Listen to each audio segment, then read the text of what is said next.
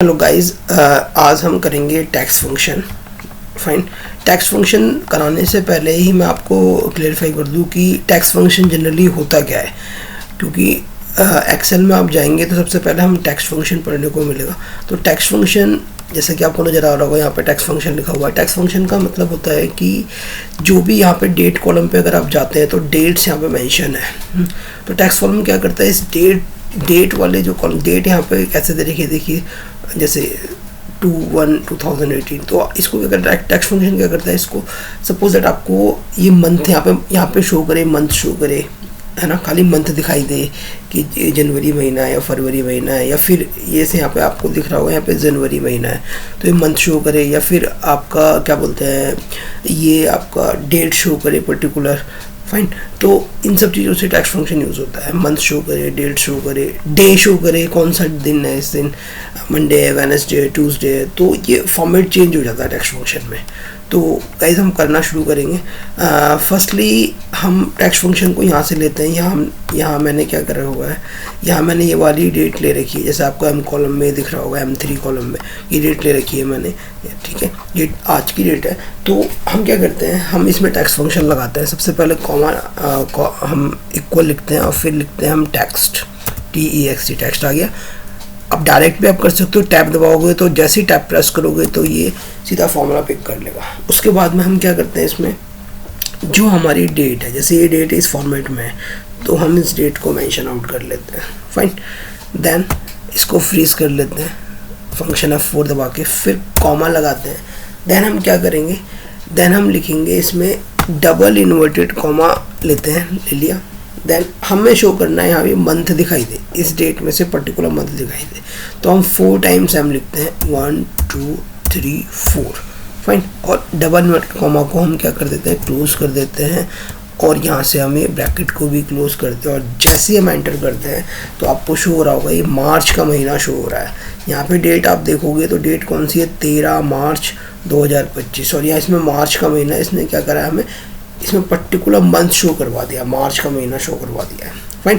तो tax function का एक फंक्शन हमारा ये है कि हम एक मार्च शो कर सकते हैं, एक पर्टिकुलर मंथ शो कर सकते हैं। अगर हम डे शो करना चाहें कि इस दिन कौन सा डे आएगा, सपोज दैट अगर हम डे शो करना चाहें तो हम क्या करते हैं, अगेन मैं यहाँ पे टैक्स फंक्शन लगाता हूँ, इसको मैं रिमूव कर देता हूँ। फाइन। इसको मैंने रिमूव कर दिया, दोबारा मैं टैक्स फंक्शन अप्लाई करता हूँ। अब के मैंने मंथ नहीं, अब के मैं टैक्स फंक्शन लगाया, अब के मैं डे शो करना चाहता हूँ कि इस दिन कौन सा दिन है। फाइन। यहाँ से लेता हूँ मैं, ठीक है। अगर आप चाहो तो फ्रीज ना भी करो, कोई दिक्कत नहीं है। यहाँ से लेता हूँ, डबल इन्वर्टेड कॉमा लेता हूँ मैं, और उसके बाद में मैं डे के लिए मैं 4 टाइम्स 1 2 3 4 डे शो करता हूँ, डबल इन्वर्टेड कॉमा क्लोज करता हूँ, और यहाँ से ब्रैकेट क्लोज करता हूँ। जैसे मैं एंटर करता हूँ तो यहाँ पे क्या होता है, यहाँ पे पर्टिकुलर डे शो हो जाएगा कि ये कौन से दिन में, 13 मार्च में कौन सा दिन है। तो ये कौन सा दिन आ रहा है गाइस, देखिए ये आ रहा है थर्सडे, यानी इस दिन कौन सा डे है, थर्सडे है। फाइन। तो इससे हम शो कर सकते हैं कि कौन सा मंथ है, पर्टिकुलर मंथ निकाल के शो कर सकते हैं, और क्या बोल सकते हैं, डे निकाल के शो कर सकते हैं। अगर मैं डेट निकालना चाहूँ, सपोज दैट कि इसमें से पर्टिकुलर इस दिन कौन सी डेट है, कौन सा मंथ है, ये शो हो गया, कौन सा क्या बोलते हैं डे है, ये शो हो गया। अगर मैं चाहूँ यहाँ पे मैं निकालना चाहता हूँ डेट, फिर मैं दोबारा टैक्स फंक्शन लगाता हूँ, ये लगाया मैंने टैक्स फंक्शन, ये अगेन मैंने जो डेट दे रखी है वो डेट ले लिया है, कॉमा लगाया, डबल इन्वर्टेड कॉमा मैंने सेटअप करा, और फिर मैं लिखता हूँ यहाँ पे डेट के लिए डी, ठीक है। ये 2 टाइम्स डी लिखना होता है, 4 टाइम्स डी नहीं लिखना होता, 2 टाइम्स डी लिखता हूँ और क्लिक कर देता हूँ, तो ये आ गया मेरे पास में 13 तारीख है। फाइन। कौन सी तारीख है, 13 तारीख यहाँ पे है। फाइन।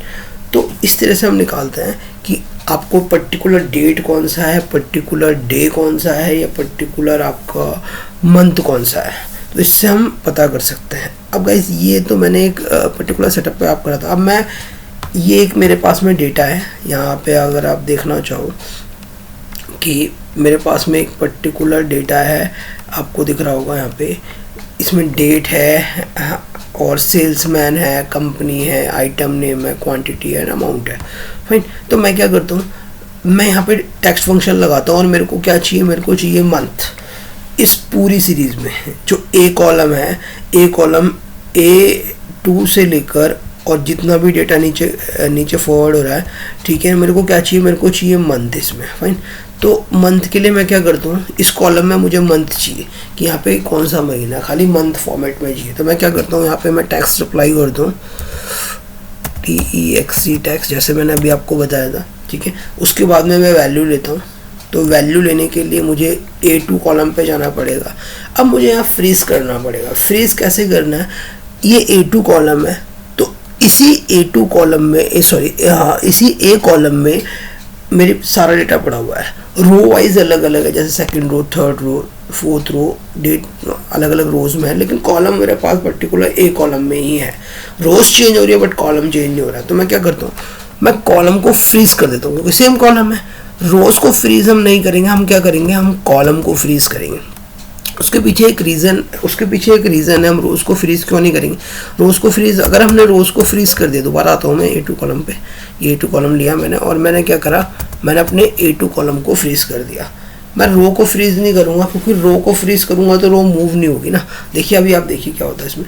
फिर उसके बाद मैं लगाता हूँ डबल इन्वर्टेड कॉमा, और मैं 1 2 3 4 टाइम्स हम लगाता हूँ, डबल इन्वर्टेड कॉमा को क्लोज करता हूँ, ब्रैकेट को क्लोज करता हूँ, जैसे ही एंटर करता हूँ यहाँ पे ले लिया।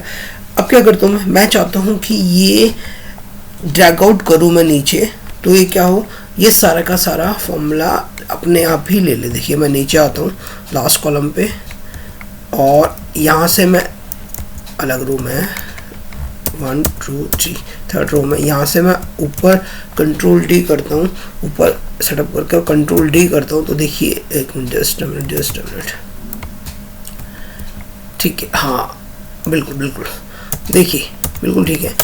आप यहाँ पे आइए और ऊपर तक कंट्रोल शिफ्ट दबा के अपर एरो की दबाइए, और कंट्रोल D दबा के आप क्या करिए, इसमें कंट्रोल D प्रेस करिए। अब आप कह रहे होंगे सारे जनवरी क्यों आ रहे हैं। बिल्कुल जनवरी इसलिए आ रहे हैं क्योंकि ये यहाँ से लेकर यहाँ तक जो भी डेटा मेरे पास में सब में जनवरी है।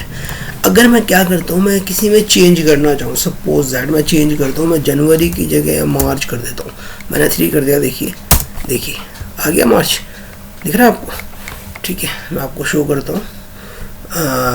अगर यहाँ पे आप आते हो, देखिए मैंने इससे शो करा है, दिख रहा है आपको, मैंने डॉट लगा रखा है, मैंने इसमें मार्च शो कर दिया, क्योंकि यहाँ पे ये देखिए एक डॉट मैं यहाँ भी लगा देता हूँ ताकि आपको क्लेरिफाई हो जाए।